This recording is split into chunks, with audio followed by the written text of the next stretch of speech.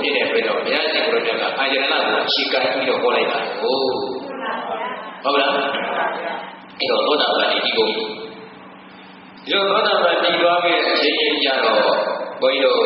ခေမဝဒတကမြတ်စွာဘုရားရှင်ကိုယ်တော်ကိုဗန်ဆက်လျှောက်လဲဆိုတော့ဒီတော့ဘုန်းကြီးတို့ပြိတ္တသောတာပန်ဒီသွားတယ်ဆိုစဉ်းစားကြည့်ဒီမှာအပေချစီတက်တဲ့တရားတွေကုန်မသွားဘူးလားဟုတ်ပါဘူးသောတာပန်ပုတ်ပြီးသွားပြီဆိုရင်အပေချစီတက်တဲ့အမှုတွေကုန်သွားဘုရားရှင်ကိုယ်တော်ဥမာပေးတာလည်းအခုရှိတဲ့နေရာမှာမြေပုံကမြေပုံလေးတစ်ခုပေါ့လေမြေပုံလေးတစ်ခုလက်သေးပုံပေါ်ရောက်စိတ်နဲ့အတိတ်တွေယူလိုက်တယ်နော်ယူလာပြီးတော့စသားရောတဲ့လက်သေးပုံမှာရှိတဲ့မြေပုံနဲ့ဒီကဘာမကြီးအထူးကြီးမှာရှိတဲ့မြေပုံကိုလူအများနဲ့ဟောတာအရှင်ဗျာဒီကြီးလူကြီးမှာရှိနေတဲ့မြေပုံလေးတွေကအတိုင်းအဆမတိများများလာပါလေဗျာဒီအဲ့ဒီလိုပဲသောတာပန်ပုဂ္ဂိုလ်ပယ်လိုက်တဲ့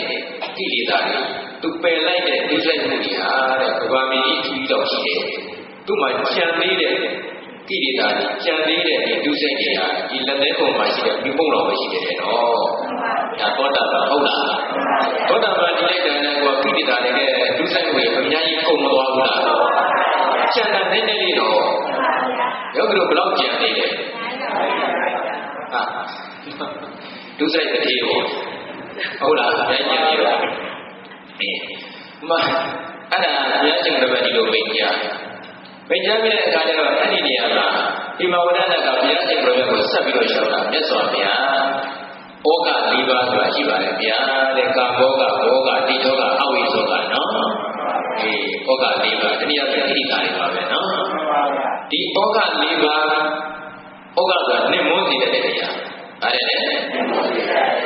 တဏ္ဍာမှာနှိမ့်မွန်းစေတဲ့ဩဃတရားကာမောဂဆိုတာကာမဂုဏ်ကိုလူလာတဲ့လောဘဟုတ်လားအစဉ်အတန်နဲ့အရသာအတွေ့အကြုံတွေတာယုံ၅ပါးကာမဂုဏ်တရားပဲရှိဘူးလား